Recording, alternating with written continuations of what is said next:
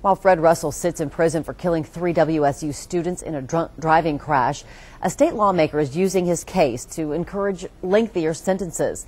KXLY 4's Karina Shagren is live with us tonight. And Karina, the state representative from Enumclaw says Russell's sentence is far from fair.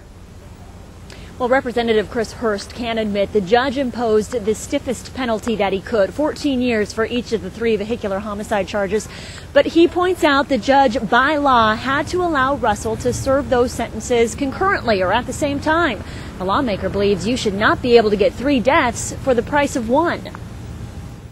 This was 100% avoidable. It was asked for repeatedly. At Fred Russell's sentencing hearing, family members of those he killed pleaded with the judge to force Russell to serve his 14-year sentences back to back instead of at the same time, though the judge didn't have the option. I believe that the sentence is not appropriate. Representative Chris Hurst from Enumclaw listened to the sentencing hearing live on the radio in Western Washington. He says the judge's reaction convinced him the law has to be changed. Under his proposal, those convicted of multiple counts of vehicular assault or homicide would have to serve their sentences consecutively, lengthening a person's time behind bars.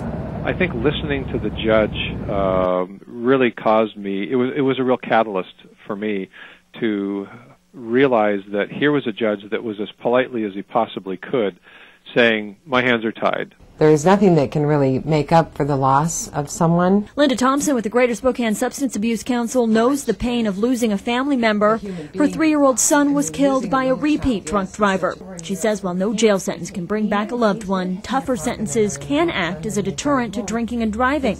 She now supports Hurst's idea to change the current law. It sends a message right now that it is an accident, and it is not an accident if somebody is killed in an alcohol-involved or drug-impaired crash. It is a crash. Thompson says her goal is to prevent drunk driving before it happens. But if it does, lawmakers now have to decide whether more victims in a single crash means more time behind bars. I think there is a value of human life here that has to be recognized. And Hurst now has to get a hearing scheduled for his proposed bill. He hopes it will be considered by lawmakers during this short legislative session. Reporting live, Karina Shagren, KXLY 4.